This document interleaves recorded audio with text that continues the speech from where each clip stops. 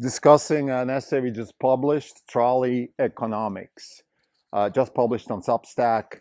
The essay is about the view of economics as the science of finding solutions to trolley problems.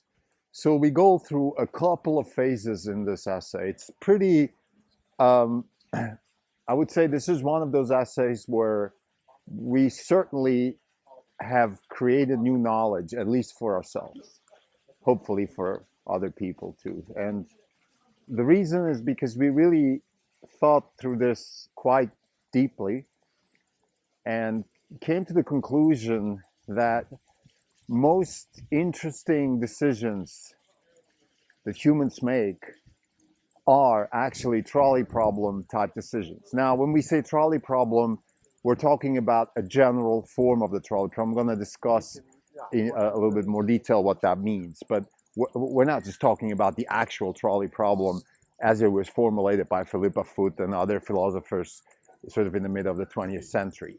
It's a trolley problem in a sense of the concept, the thought experiment of the trolley problem. But what we really mean is that decisions where a decision has multiple known outcomes, those are the kinds of decisions that actually economics deals with. We borrow Schrödinger's cat as a thought experiment to illustrate what we mean. In Schrödinger's cat thought experiment, Schrödinger talks about some aspects of quantum physics that were confusing in the 1930s, in particular the idea of having a superposition of potential outcomes for electrons. And he goes on with the Schrödinger cat. And we actually conjecture that economics deals with superpositions of outcomes.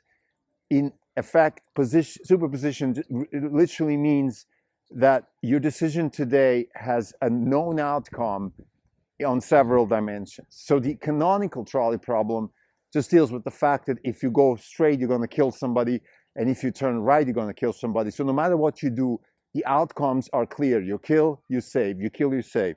And those are the kinds of problems that we believe or we conjecture, and I think in this essay certainly make a very good point for, that these are the kinds of problems that economics actually deals with. Now, as a corollary of that, anything that isn't a trolley problem in that sense, in the broader general sense, is just not economics. That's number one. That's not so problematic. What's problematic is when economists actually deal with trolley problem type situations and don't treat them like trolley problems, or even worse, just offer one-sided solutions. I cite Joseph Stiglitz as a canonical example of that. Lots of economists do that. Joseph's just one of them. I picked him because I just listened to an interview with him on the Capitalism podcast. All links are in the essay. There's a lot of other stuff, bipartisan, by the way. It doesn't have to be just left-wing type people. My point here is that if you apply the trolley problem just one-sided, then you're a sophist or just a bad scientist. So we go on to give examples of what we mean with trolley problem type solutions in economics. We list the Fed as the 800-pound gorilla of trolley problems, and then another, I think, pretty interesting insight, big insight, is that there is also the case to be made for a personal trolley problem situation where you deal with yourself, with your future self, and you make decisions that have known outcomes. One of the canonical examples is borrowing money.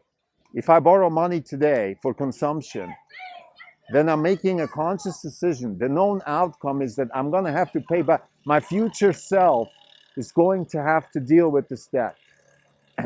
And we can apply this to society. Having 35 trillion of national debt, which is what the US unfortunately has racked up, most recently, actually, most of this, that's a trolley problem situation.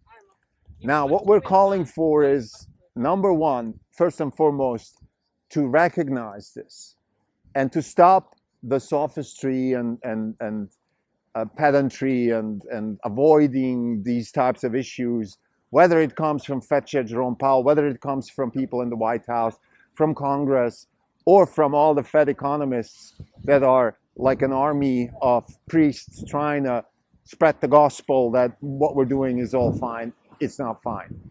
We are dealing with a gigantic trolley problem, and that is that we are favoring our present society at the expense of future societies that are our own future self and our offsprings and everybody else who's affected by it.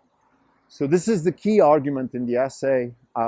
Certainly for regular listeners of this podcast, you probably will recognize some of the critique here, against the Fed, the critique against generally having very short, time preferences. Those are things that we've discussed before. We've also borrowed from the Bitcoin standard and places like that. So these are not new concepts by any means. I think what's new in this essay is to connect all this with the trolley problem. And once you know what a science is, you have a good sense also what it's not. And that's, I think, very useful. Now, the last thing I want to mention, the prelude, is we offer solutions. And the solutions, they go around or they work with property rights. Property rights are like mathematical concepts. They're in itself useful thought experiments, constructs, variables, working variables that help us develop solutions and actually get their own little life and have an uncanny explanatory power when it comes to human decision making. So we come to a conclusion that a lot of economists has come before us, which is, a lot of societal problem can be solved with property rights, but we come through it from the perspective of the trolley problem. And I think that's valuable, and that's also new knowledge. To come to the same conclusion from a different perspective, I think cements the value of property rights and also gives a new perspective on a concept that is pretty known in economics. This is another Known podcast. It's July 6, 2024. This is Delco. For the day, the fund is up 1.3%. The market's up 50 basis points. For the year, we are up 23.5%. The market's up 16.5%. We're outperforming by 7%. So we just published our essay, Trolley Economics. It's an essay about connecting the trolley problem with economics. And the fundamental thesis of the essay is that economics is the science of finding approximate solutions to a general formulation of the trolley problem. Now, let me parse that. First, what is a trolley problem? I'm not going to go into details what it is. Philippa Foot, a philosopher, Oxford philosopher, sort of mid-20th century, formulated it first. She actually didn't use the word trolley in it, but she formulated it as a thought experiment. And then later on, other philosophers, in particular, a lady from MIT, actually put the trolley in front of the problem. The idea is that you can have situations in life where you can either save one life or do something and then save another life. But while you're saving those lives, you're going to kill at the same time. So the trolley goes down the track and can go straight and kill a person, or the trolley pilot can divert the trolley and save that person, but by diverting it is going to kill other people. So this is the canonical example of the trolley problem as Philippa Foot, who actually applied it to abortion, formulated it. Now, my point here is that every economics problem can be formulated as a general version of the trolley problem. So, for example, saving is a trolley problem. Am I going to benefit myself today or my future self tomorrow? Now, in this example, I already sort of jumped ahead and also,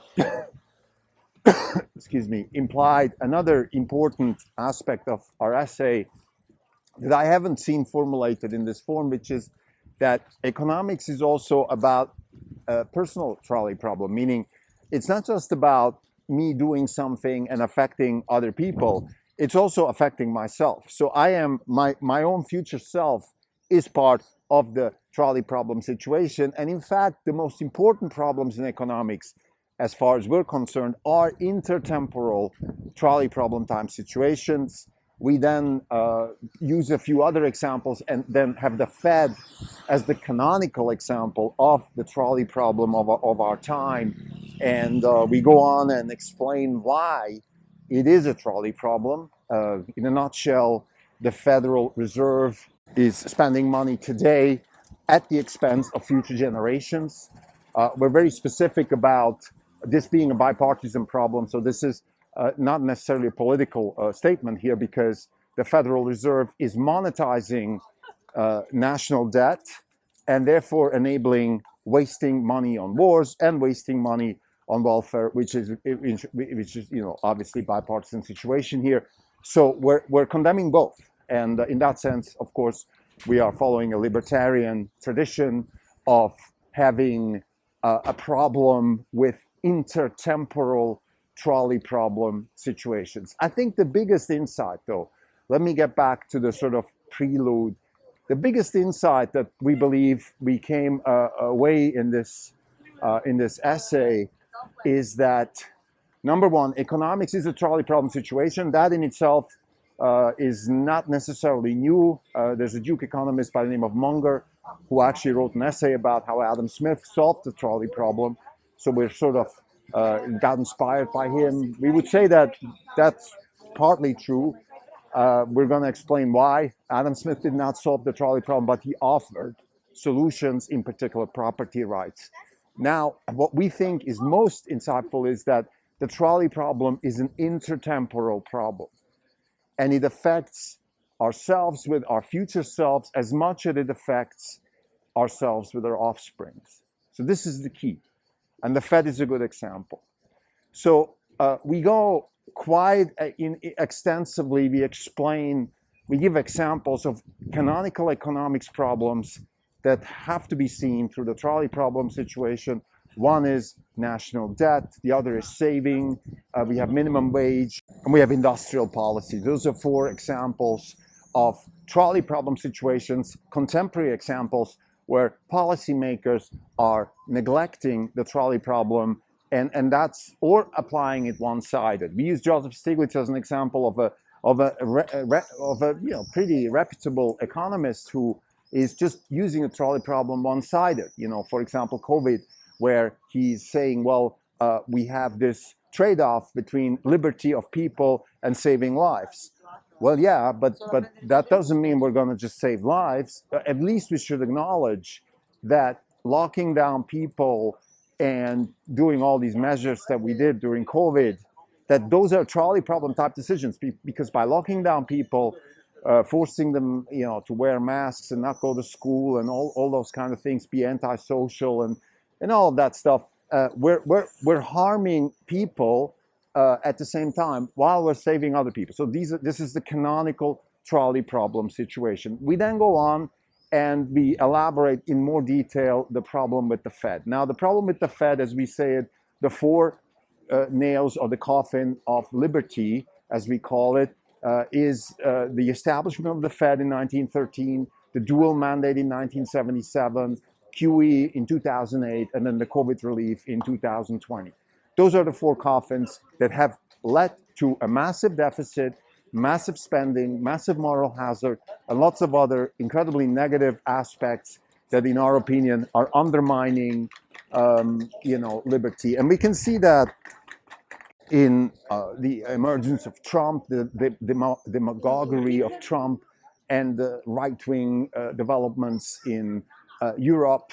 These are all effects of the centralization of power, the neglect of trolley problem type issues, in particular the monetary neglect of Federal Reserve and European Central Bank of printing money, favoring current consumption at the expense of future consumption, which hurts future generations and which is intuitively leading people to do the right thing, in our opinion, which is opposing it.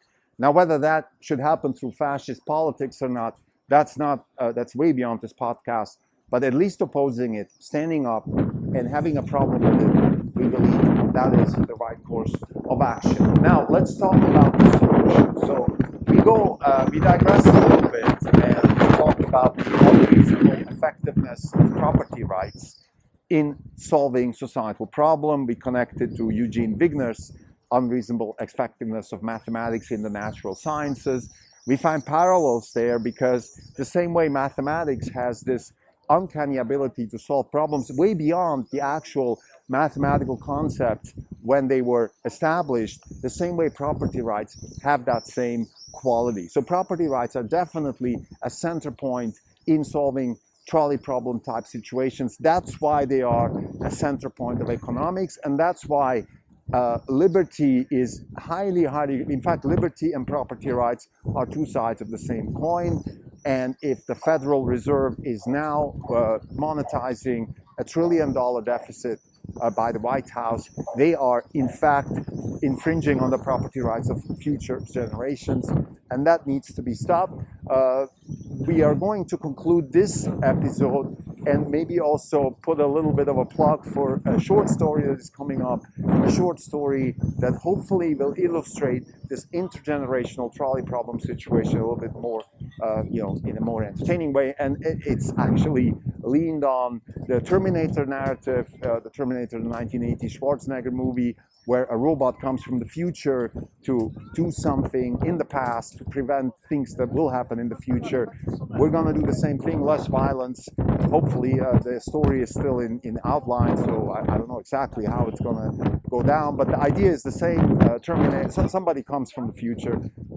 Again, it doesn't have to be violent Terminator, but somebody comes from the future to prevent current spending on some sort of program, whether it's pandemic relief or something along those lines, or financial crisis relief, all these types of canonical issues that lead Federal Reserve type institutions to keep infringing the property rights of infringing on the property rights of future generations. So this is the plot for the story. So to summarize, trolley economics is when economists neglect the trolley problem or use it only one-sided. The trolley problem is, in fact, similar to Schrödinger's cat, where we have a known outcome, we have one decision with several known outcomes, so a superposition of outcomes. What we're asking for here is to recognize this fact, and we're offering solutions that are all tied to property rights. Property rights have this fundamental ability to deal with trolley problem type situations because they enable crowdsourced market-driven solutions to trolley problem type issues, which is in fact what Adam Smith proposed in his seminal book, The Wealth of Nations. Thank you.